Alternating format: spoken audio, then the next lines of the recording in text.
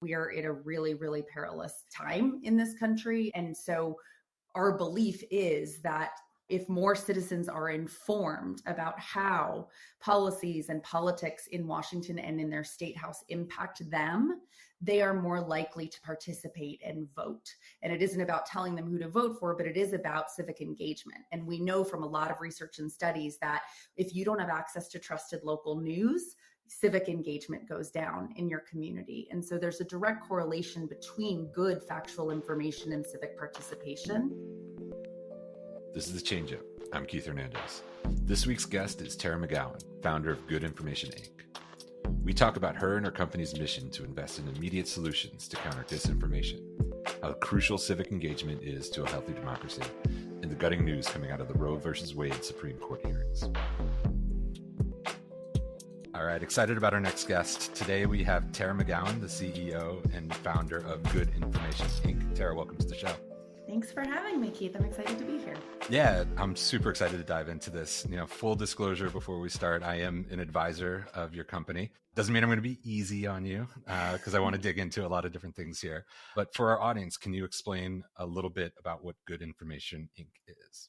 Yeah, sure. So Good Information, Inc. is a public benefit corporation that I started earlier this year, whose mission is to identify and scale immediate solutions to the disinformation crisis. And so we can definitely get into that and talk about that. But one of the things that we're doing at Good Information, Inc. is investing in and incubating new media companies that all share a common set of values and attributes. And really what differentiates the media companies that we invest in or help start is that they all exist to produce and disseminate factual information to Americans where they get their information online. So it really is, if you will, an offensive approach to solving the disinformation crisis online. Thank you for that. That's a great start there. And how would you define disinformation or misinformation that's happening right now? I think that's a good place for us to kind of set a foundation for this, because many people try to describe it many different ways to create many types of misinformation and disinformation about what it could be. Yes. So the easiest way to describe disinformation is lies. Disinformation is inaccurate information that is spread intentionally by bad actors. So they know that it is inaccurate and false, and they are spreading it to be able to persuade or manipulate a population. And so factually inaccurate information about the COVID-19 vaccines, for instance, that are spread by people that are trying to promote alternate remedies or solutions or things of that nature, that would be disinformation. Misinformation is bad or inaccurate information that is likely spread unintentionally. It doesn't necessarily have a nefarious sort of agenda behind it. And oftentimes, people will spread misinformation without knowing that it's misinformation because they hear about it or it seems to be popular information that they're seeing online. And so there's kind of different terms for these things, but really what it comes down to is it's information that's not factually accurate, but that people believe to be accurate because of how they consume it. They're getting it from trusted messengers, whether it's people they follow and respect on social media or watch on cable news, et cetera. And it's always been around. Disinformation is not a new thing, obviously. Propaganda has been something that has existed forever and ever. But the key difference here is that it is actually inaccurate and thus obviously very dangerous when people believe it. Thank you for that. That's a great context for that. So I think many detractors would say, well, this is what the New York Times or the Washington Post is doing. Why is something like Good Information needed right now? Yeah, that's a great question. So there is no shortage of good, trusted, factual information in the world and even in the media in America today. The challenge is really a distribution challenge. So as the internet and social media have fundamentally transformed communications and how people get information, where people get information, where they spend their time and attention, legacy news organizations who have, historically been the institutions that share and spread factual good information to people have been really slow to adapt to this changing media environment for a number of reasons. One, out of necessity, they have had to evolve their business models because social media has dramatically changed the advertising ecosystem, right? So traditional news organizations used to bring in revenue and be sustainable by selling advertising, right? Selling traditional advertising, whether that was in their printed newspapers or on their websites. And platforms like Facebook and Google and even Amazon have really transformed that space. And so it's left a lot of news organizations in a lurch to try and figure out how they can bring in money to survive. And that has hit local news organizations the hardest. For anyone paying attention to the media industry, local news organizations have been shuttered or bought and sold forever. But over the past 2 decades, I think over 100 local news organizations have shut down because they haven't been able to find a way to stay in business without that traditional advertising. This is also true for the New York Times and Washington Post of the world. So in order to survive, which they have, and some of them are thriving, right? And not every news organization can have Jeff Bezos save them like Washington Post did. But for New York Times, which is doing quite well right now, they also have had to evolve their business models to do well. And what that has meant is that they prioritize paying subscribers, right? So they really focus on how can we get people to pay for a digital or print subscription to stay around. And what's happened, and I apologize, this is a long-winded answer to your question, that has increased the information divide in America. So there are people who are willing to pay for news and are proactively interested in subscribing to national or state newspapers, but increasingly, a huge swath of the population is not. They're what we call passive news consumers. They primarily get their news and information scrolling social media or reading newsletters in their email boxes. And so while there is so much trusted factual information in the world, it's not reaching a large swath of the population in America anymore. And disinformation is its most dangerous in a vacuum. So a lot of bad actors have realized that they can own the attention and information ecosystem reaching so many Americans with disinformation. And there's no alternate factual information in those spaces oftentimes. And so that is one kind of contributing factor to this problem of why disinformation is spreading so quickly, is that trusted news organizations are not actually reaching a percentage of the population that are not paying consumers. And so at Good Information, Inc., we're really focused on those Americans that we believe have been left behind by these evolving business models of legacy news organizations and the shuttering of local news, and these populations that are at most risk of being reached with disinformation online. So we want to reach those people with factual information. And you can do that both by starting media companies or working with legacy news organizations to help them understand that they can be part of the solution, because right now they're contributing to the problem of a large population that is believing, frankly, lies that are being spread to them online.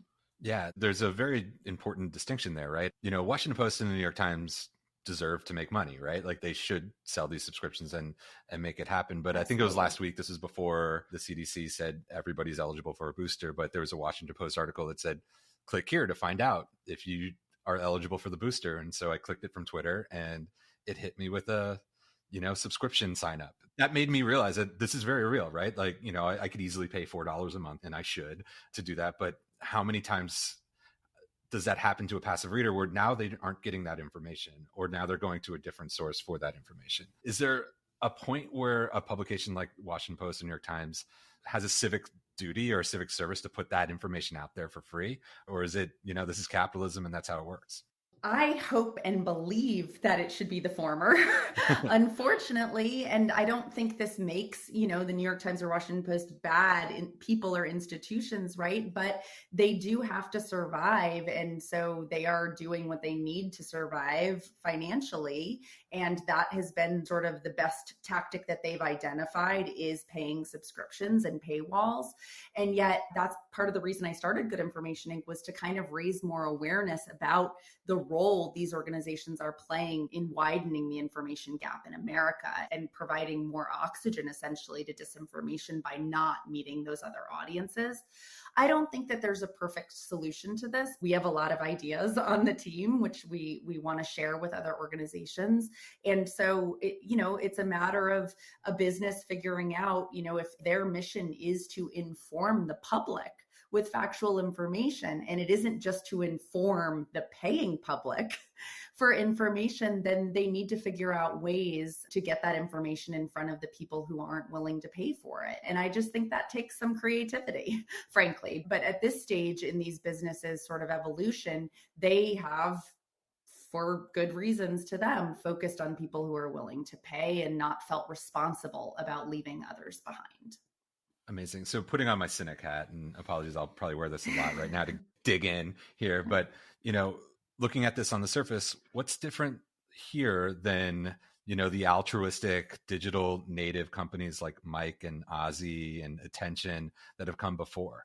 Sure. So the other thing that is unique about our approach to media, like what it would take for us at Good Information to invest in a media company or a news organization, is a priority focus on passive news consumers and people who are less politically or civically engaged. Right. So this is a company that I've started with a civic mission.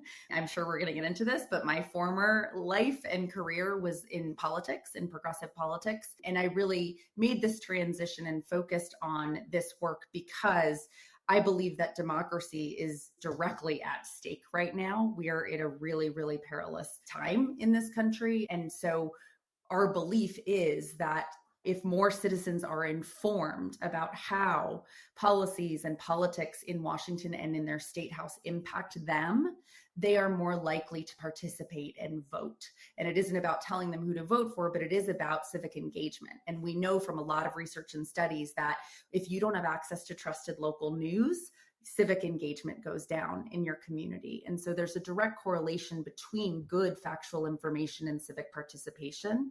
And so for those publishers that you mentioned, like Mike and Vice, these are all great ones. And I, have engaged with a lot of the content.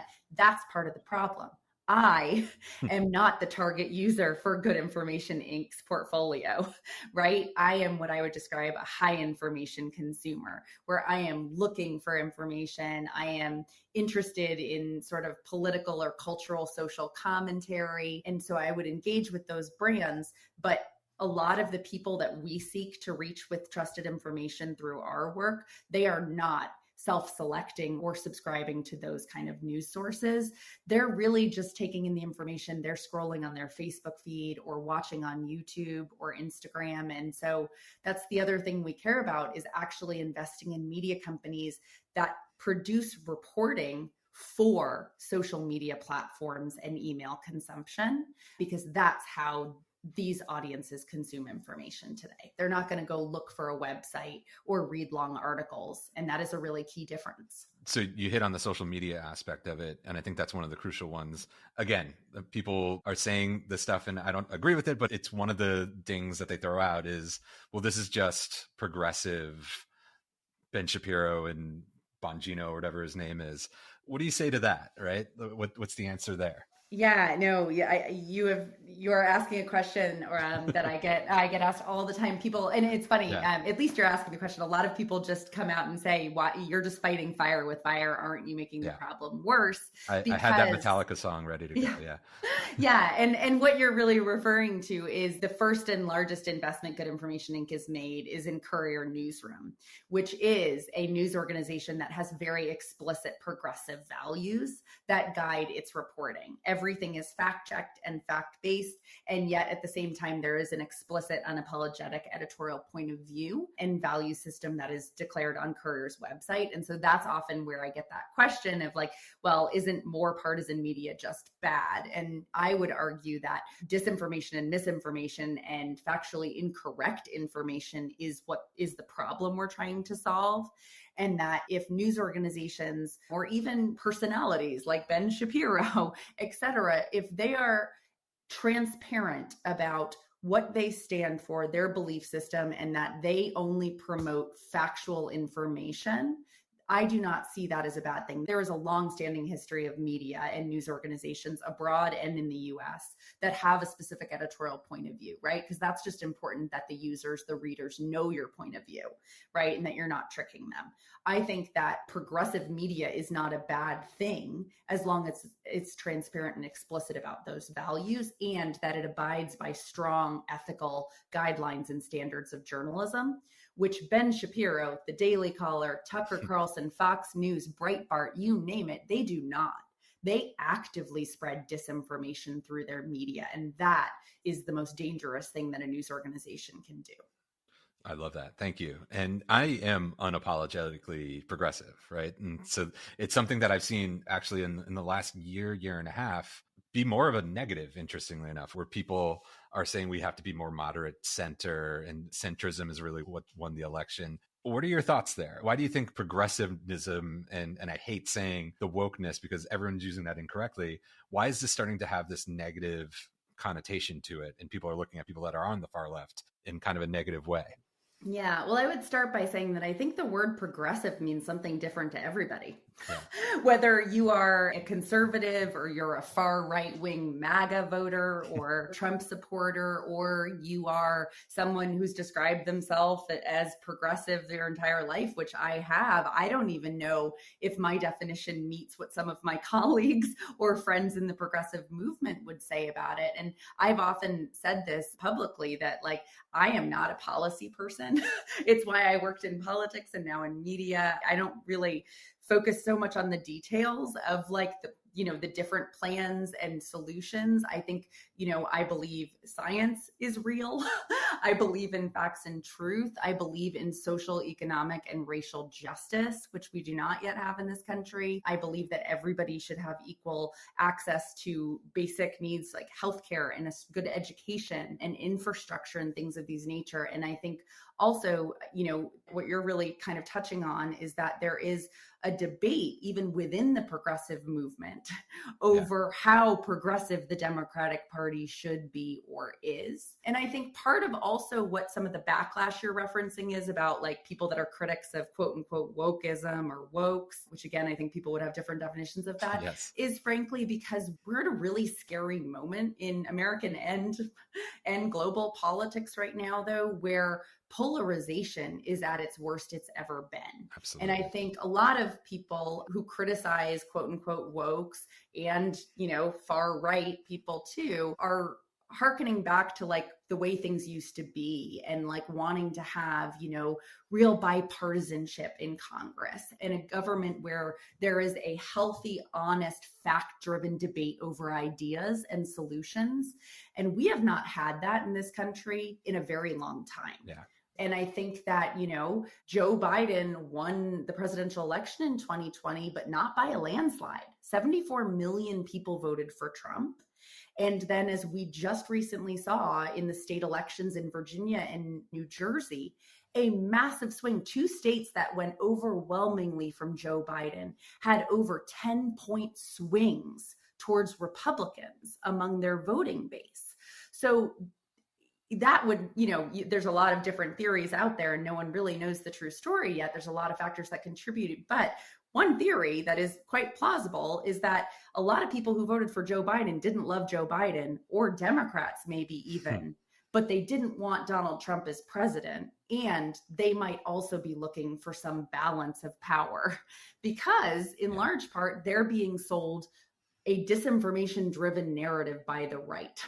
Yeah. And media is also a little bit complicit in that. This is getting really into the political nerding out, but I think part of, just to sum it up, I really do think that the really deep polarization in America right now is problematic, and it has a lot of people pitting themselves against people that they tend to agree with more than they don't. Yeah. And that really only benefits the worst forces in this country. Like, we have a political party right now that truly is operating to dismantle democracy. That is a very scary place to be. I would love to have a functional bipartisan government that is working on ideas, but that's unfortunately not where we are today. Yeah, it really is clear that they're just trying to stop everything from happening. That's right. Again, I wear these dual hats of like, I've been in media for so long, but I'm actually not in media. So I'm the consumer now. And it's disheartening when any vote that goes in front of the Senate or the House, we just know the Republicans are not going to vote for it. The media just doesn't even talk about that part of it No. anymore because that's a given. And so we're talking about the infighting with the Democrats and one or two people not voting when we should be talking about the 50 to 215 people that are not voting and never will, no matter the merits of the bill. That is exactly right. So whether you're a passive news consumer or a high information news consumer, the meta narrative that you're getting from that approach by the political media or the political press is that Democrats are a mess.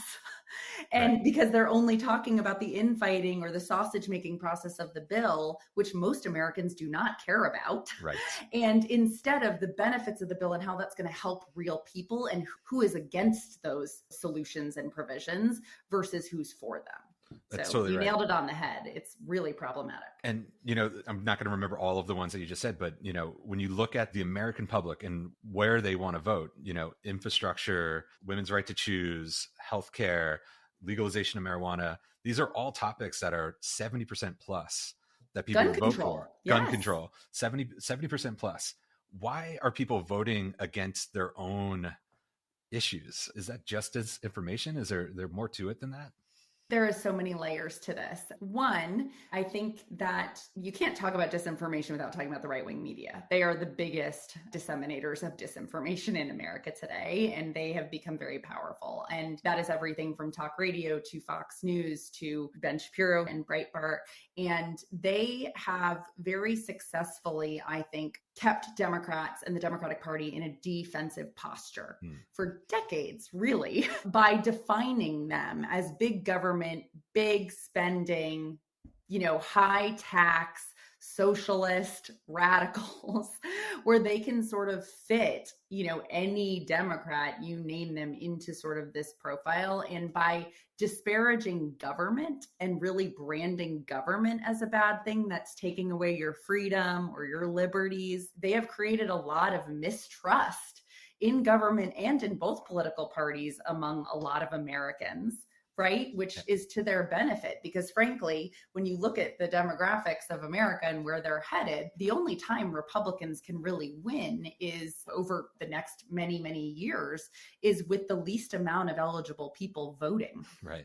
Outside of cheating, frankly, which, I don't put that past them. But I think that that's part of the challenge, is that even if there are voters that would never vote for Republicans in this country, they have been influenced by the right-wing media's definition and branding of Democrats in a way that Democrats, I think, often focus on trying to explain their solutions and policies. And Right. a lot of people don't care. They want to be told what to do, who's helping them, and who to blame for the things that they're not happy Right. about. And Republicans get that, and they're very smart about it. They're like, oh, your gas prices are high right now, which is factually accurate. Gas prices are very high right now. You want to know who to blame? Blame Joe Biden and Democrats. Like inflation, rising costs of things, you're pissed about it, here's who to blame, even though it has absolutely nothing to do with Democrats. Democrats are going to be bringing costs down and creating jobs and have already done so much for the economy since taking over the White House and Congress earlier this year. But that's not the story that is reaching most Americans. And it does seem like the Republicans are making up the definitions for the words that the phrases that they want in the Democrats' mouth. Is that correct? It feels like there's one side that creates the issue, and then it's the Democrats defending their stance on that issue. Right. That's exactly right. We've seen that time and time again with immigration, an issue that isn't at the top of a lot of folks in this country's mind, but the right-wing media can make it a really big issue. We saw this in Virginia with critical race theory, which Right. is truly something that does not exist in Virginia schools or most Right. schools in this country. And they created a controversy out of thin air, essentially, to create a cultural wedge and really tap into real anxieties and fears of very exhausted parents today who have been dealing with child rearing and raising through a pandemic, and, taking that and preying on those emotions by trying to suggest that, instead of trying to keep your kids safe or educated, Democrats are focused on, brainwashing your children, and it's entirely inaccurate. That really fired up a lot of parents across Virginia related to this. So they took what was not a real controversy or issue and turned it into one based on kind of parents' emotions in the state that then became a political campaign issue. That I don't think it was the only factor in Glenn Youngkin's win, but I think it played a role. Yeah, definitely. It's funny, as you were talking, it just reminded me of way back in the day when I was at BuzzFeed. A lot of the stuff that we talked about in terms of social media sharing and news was about three things. It was identity, emotion, and information. And I feel like the Republican side is really good at the identity and the emotion, whereas the Democrats just focus on the information. That's right. It sounds like what you're trying to do is introduce an area where people can really feel good and proud about the things that they believe in and create a little bit of emotion. Is that correct? Is that what good information is trying to do? I wouldn't say that we're trying to create emotion. I think what we're really focused on is, like I said, this part of the population that is not going to subscribe to trustworthy information on their own because their consumption habits have changed and they're busy and they're not people who vote in every election if they vote at all. They have lives and politics are not at the center of them, and really meeting them with information and reporting that makes all of this sausage making and all of this political horse race coverage, gets rid of all of that and actually focuses on the problems government and elected officials are trying to solve, right, or are creating, frankly, and making it really relevant and doing it in a way that they'll actually engage with, because they don't want to read an article about how Manchin or Sinema are blocking Build Back Better. They want to know if there's going to be jobs in their community created out of this. They want to know if their bridge is going to get fixed or their roads. They want to know if they're going to qualify for a child tax credit. And this is the type of information that I think a lot of our national media just does a disservice by not breaking down, because they get caught up in the same sort of, echo chamber. We all live in echo chambers. And I think national journalists do as well. Yeah. It's the political horse race when the majority of America doesn't really care about that. They don't want to hear about it. It's not relevant information, right? And, when you talk to people about how the relief checks that they got from the American Rescue Plan helped them keep their small business alive or enabled them to be able to, afford to pay for supplies to homeschool their kids when the schools closed, like that's the stuff that really matters to people. And that's what Courier's newsrooms really try to do, is connect the dots for people with the things that they're feeling and experiencing in their daily lives with the people, the decision makers, and the decisions that are ultimately going to affect those lives. Love that. Now, this might get us back into your prior career before this, the career change that you had here. But why now? You were running a political strategy firm, quite successful, working with the Obama team, working with many Democrats through the 2016 and 2020 elections. Why did you decide to pivot into this? Yeah, so I actually started my career as a journalist. I always wanted to be a journalist. I went to journalism school at NYU. I thought I would be a war correspondent in the Middle East initially. It obviously did not go that way, but I covered the 2008 election at 60 Minutes, where I was working at the time. And I got very swept up in Obama's candidacy and then ultimately his victory in 2008. And I wanted to be a part of the change that he wanted to bring to politics and government. That's when I made the transition in 2009 out of journalism into politics. And so it was not an easy decision to decide to leave again. But what really inspired it was all of the work that I did. And I worked on the 2016 presidential election in a very senior level capacity at a super PAC called Priorities USA. And then I started Acronym, the nonprofit that I started in 2017 that ultimately ran the largest digital advertising program against Donald Trump in 2020.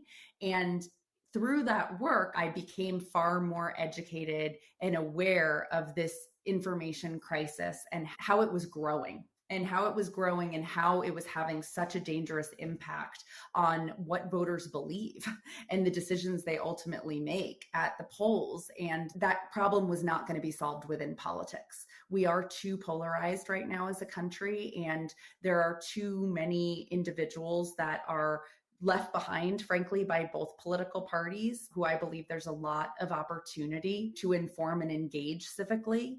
And it really came down to believing that that needed to be done outside of politics, and it needed to be done with a truly civic mission. Because I think that if we're ever going to build a more functional and healthy government and society, it's not going to be done with one political party at the helm. It's going to be done by increasing civic engagement and participation writ large. And so that was ultimately why I made the decision to leave. That's fantastic. And what did you find with all that digital advertising budget that you had? What messages were resonating to switch people from being a Trump voter to maybe I don't need to vote for Trump, or I didn't know these things? What did you find was the thing that resonated the most with your intended audience there? Yeah, we didn't focus on reaching people who were already Trump voters or Trump supporters. In the political work, we really focused on reaching people who we knew could be persuaded by right-wing media and disinformation, but maybe the result of that would be that they wouldn't vote. And so we wanted to get factual information from them and inspire them to vote. And so it really was the same population that we're now focused on at Good Information, Inc. It was just in a much more overtly political way in that program work. But we experimented a lot and found a lot of things. And one of those learnings that directly inspired Good Information, Inc. was that if you actually boosted news articles from publishers like Washington Post or New York Times that had a headline that was very clear and factual about, for instance, Trump calling COVID a hoax or his failure to respond quickly to the pandemic, it did actually inform those voters when, they might never answer on a survey that they would trust the New York Times, but when it was showing up in their Facebook feeds, they were absorbing that information and it was influencing their understanding of Trump and the election in a new way. So that was really profound for us because in some of our testing, it showed that just boosting news articles was more effective than advertisements that we were making, that we were designing the messages of. And so that again bolstered sort of my hypothesis that we really just needed to reach more people with factual information and news that they could trust in this moment of really, really dangerous levels of mistrust in institutions and media. It's so fascinating because, friends of mine that work at New York Times, BuzzFeed, Washington Post on the editorial side don't want that artificial boost, right? And so it's an institutional editorial, I think, blind spot that they don't put money behind their great editorials to get it out to a larger audience. They see it as marketing or salesmanship when you have this information that says that it's actually doing good for the world.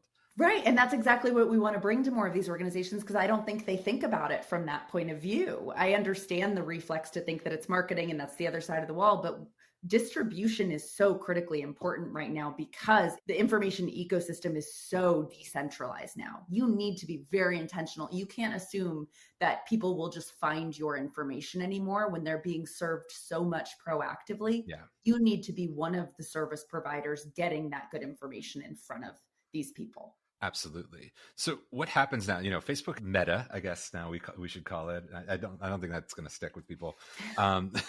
They've done a good job sliding over this, but there's still this real problem that a lot of people are doing these things now where their feeds, they create a new feed and it sends them quickly to one side or the other, right? In terms of the news that they're getting. How do you combat that? You're putting more into the feed right now, right? And that's great because it's good information. But what happens there? Is it going to create a better feed? Is it going to create something better for them? Or is it just going to create more and more chaos? That's a really good question. I think the jury's still out on that. From our perspective, all the media that we invest in, and especially Courier's newsrooms, of which there are 8, are really filling a void of local trusted factual information, right, again, through progressive values. And, no matter where you live, if you don't live in a major city, there really isn't a lot of optionality for local information and news. And the demand for local trusted information was higher than it's ever been in the pandemic for reasons you can imagine, right? Decisions were being made at the state and local level about school closing and business closings. And so there is, I believe, just immense opportunity for us to build a better media ecosystem through local journalism that is trusted and digital and social first. And that's the first kind of gap that we're really trying to fill with the investments at Good Information, Inc. And that will ultimately increase the flow of trustworthy information that people on social media get, because there isn't much that exists. And that, our hope is that the more good information at the local level that we can reach people with on social media, the less powerful or effective disinformation that reaches them on those same platforms will be. Can you be a little bit more specific on the local level right now? Where is Good Information, Inc. right now? Yeah. So again, Good Information, Inc. invested in Courier Newsroom. And Courier is the umbrella company of 8 state newsrooms that we've started across the country. And they are in Arizona, Florida, Iowa, Michigan, North Carolina, Pennsylvania, Virginia, and Wisconsin. I wonder why you picked all those states. Interesting. Well, those are states that, of course, have an outsized impact on our democracy because of the Electoral College, but also for that same reason, they are where we have seen the most disinformation spread online. And so we felt that, I hope that there are Courier newsrooms all over this country over time. We had to start somewhere, but we really did choose where disinformation was spreading the fastest so we could counter it and try to stem off the bleeding. And are those all dedicated URLs? Are there newsletters, social media handles? How does it work? Every single newsroom has its own brand. So you can go to couriernewsroom.com and you can see all 8 of the newsroom's brands and go to their sites. We are not focused on websites as the primary vehicle for the reporting because these audiences don't go to websites and read articles. So our reporters are exceptional at actually packaging their reporting and storytelling for videos, Instagram stories, carousels of graphics on Instagram and Facebook, doing SEO to make sure that what people are Googling or putting into their search engine, our content is coming up. So they're getting that factual information in response to the questions that they have about things like, the child tax credit or what have you at the top of their search feeds.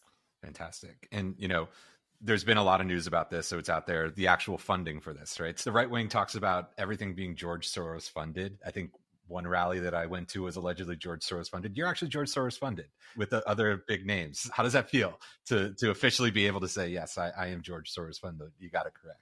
Well, the right-wing media has done a really effective job at villainizing some of the most effective Democrats and Democratic progressive funders in this country because they are a direct threat to them. And so I think anybody paying attention knows that George Soros is one of the most generous donors and philanthropists that is invested in infrastructure for democracy here and abroad. And so I have nothing but pride and gratitude and a lot of humility for getting him to invest in this enterprise. And we also, it was really critically important, we disclosed all of our investors in the interest of transparency and building credibility because we have nothing to hide. This is really important civic mission-driven work, and the need for it right now is incredibly urgent. And so we're grateful to have the investors that can help us scale these solutions much more quickly. How is the pitch to that? Because again, you had these other successful companies that were way more in the political strategy sphere. And now this is the first time that you've moved into media. What did you have to change about your investment pitch to land this revenue? Yeah, I mean, it was really the evolution of a lot of the work that I had done previously and just being much more forthright about it and forthright about the learnings that it doesn't actually benefit us to reach and inform more Americans if you're doing it in a political context. In fact, it can have the opposite effect. It wasn't an obvious thing for a lot of investors to see me as building a news organization, but when I laid out the data and the evidence that supports that this can really inform and engage a really critical part of the population that's being left behind by legacy media, I think that was what was most compelling, and how quickly we can reach this population with trusted information. That's great. And you said you're actively looking for more news organizations to invest in, potentially acquire. Is that the strategy, to build a portfolio under Courier?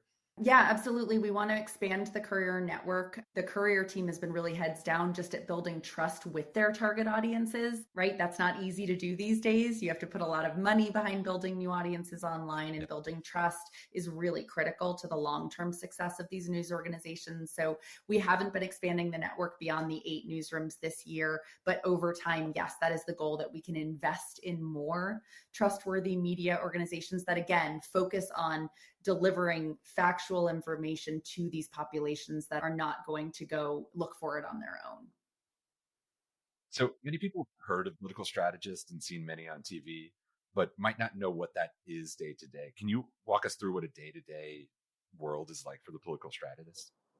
Sure. So a political strategist can be describing a whole bunch of different actual professions that all sort of work in politics or adjacent to politics. And politics used to be much simpler. It used to just be campaigns, right, to get candidates elected into government and elected office. But the space has expanded dramatically, especially with the Citizens United decision, which I don't believe is a good one for democracy or America or our politics. But putting that aside, it is the law of the land still. And that really opened up an entire kind of new industry of nonprofit organizations that many refer to as dark money organizations, C4s, as well as super PACs that also do political work in addition to the political parties and campaigns and party committees.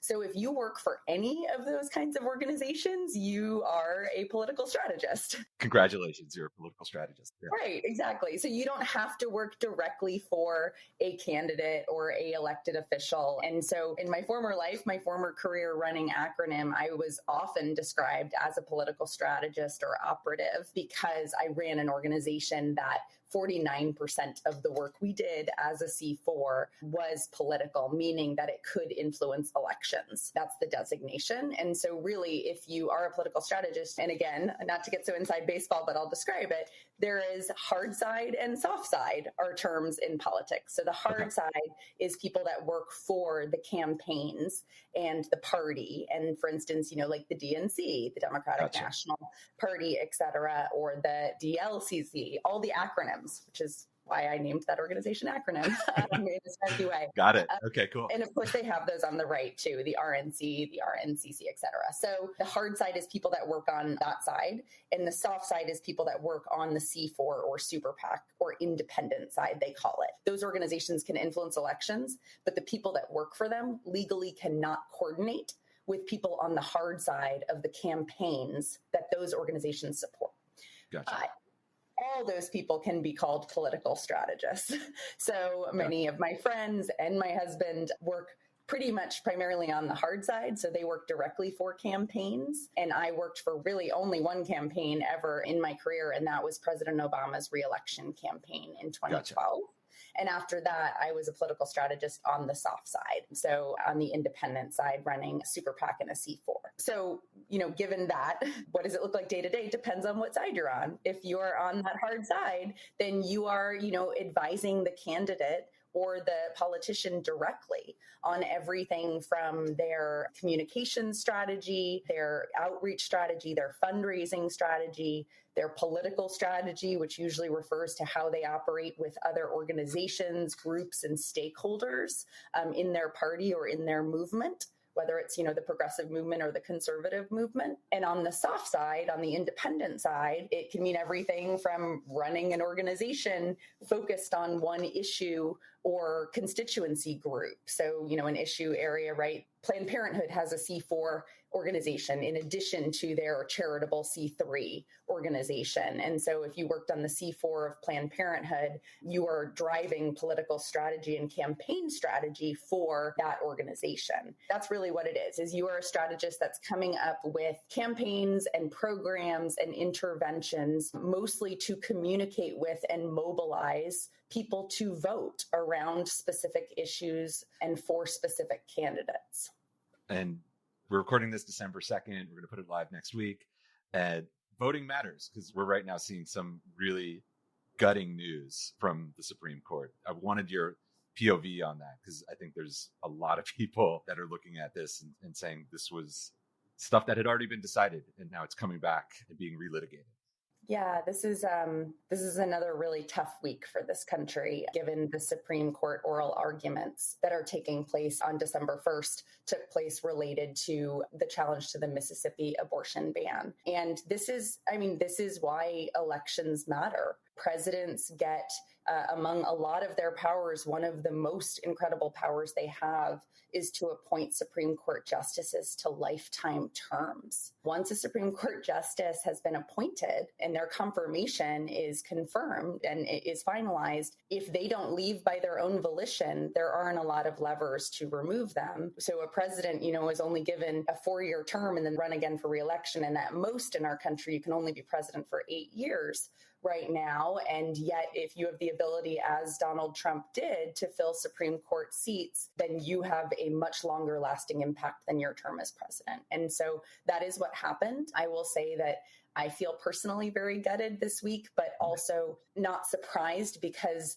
the real kind of gutting moment was the day that Ruth Bader Ginsburg died, because that was the day that we knew that Trump was going to be able to fill her seat, and would fill it with not only somebody that doesn't represent the values or positions, frankly, of the majority of Americans. The majority of Americans support rights and access to abortion for Americans, but also, RBG was the biggest and strongest, longest serving advocate for women's rights and reproductive rights on the court. And so to replace her with somebody who would likely vote to repeal Roe v. Wade or weaken it for the first time, certainly in my lifetime, was the fear, and that was the reality. And that is what is happening today. The majority of justices are likely to vote to uphold Mississippi's ban, which would essentially really weaken and dilute Roe v. Wade and make it very, very difficult, if not impossible, for women in this country to seek an abortion, which is going not only incredibly backwards, but it is very out of touch where most Americans are. And so this is the power of presidency and why voting is so important. And I think something that frustrates me quite a bit in moments like this is that oftentimes activists and political strategists and people like myself who talk about the threat and what's at stake in elections like this, like Roe v. Wade being repealed, are often called out for being hysterical or that it wouldn't ever happen. And it's not hysterical. This is exactly what the right has wanted to do for a very, very long time. They have done it at the state level, as they did in Texas earlier this year. They have not tried to hide what their intentions are related to removing women's ability to make choices about their own body. And this is what is coming to pass. And this could happen because Trump was elected and was able to fill those Supreme Court seats. Sorry, that was a very long-winded way of explaining it. But no, thank you so much for that. Elections matter and voting matters, and it has real long-term consequences. Absolutely does. And part of me wants to be petty and reach back out to the people who told me I was hysterical in 2015 and 2016, but that doesn't matter now, right? Like that I was right about something that unfortunately is coming to fruition. So how has that experience on the hard side and the soft side, as well as seeing how voting matters, shaped what Courier Newsroom is going to be? Yeah, no, it's a great question. I mean, and they're very connected because our country is so deeply polarized right now. And yet there are still so many millions of Americans that do not participate, who do not vote still, and do not engage with their constitutional right, which is, I think, the most beautiful part about our democracy and why it's so sacred and we need to hold on to it. And similar to, what's happening with Roe v. Wade, and certainly what we're seeing happen with climate change action as well, is that if people don't take these threats very, very seriously, it does become too late to do anything about them. And so the work that we do at Courier is really, it is not partisan, it is civically driven. It is about trying to inform more people about these threats and these risks and what's at stake, but in ways that are very relevant to them and their life and their family and their community, because so much of the mainstream journalism and political punditry in this country and the cable news noise, it really turns a lot of people off from politics in a rightful way, and then they don't participate. And that benefits the right now, because the less people that vote, the more likely Republicans are to win.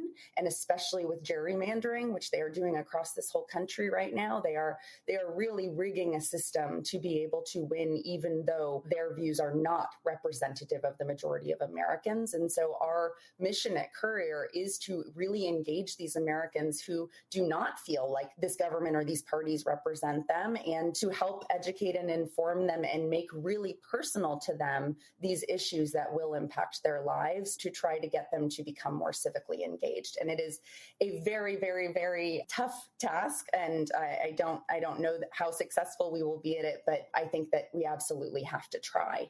And too often political campaigns and their advertising and organizing programs focus on the people that already vote and are most likely to vote, because that's cost efficiency, right?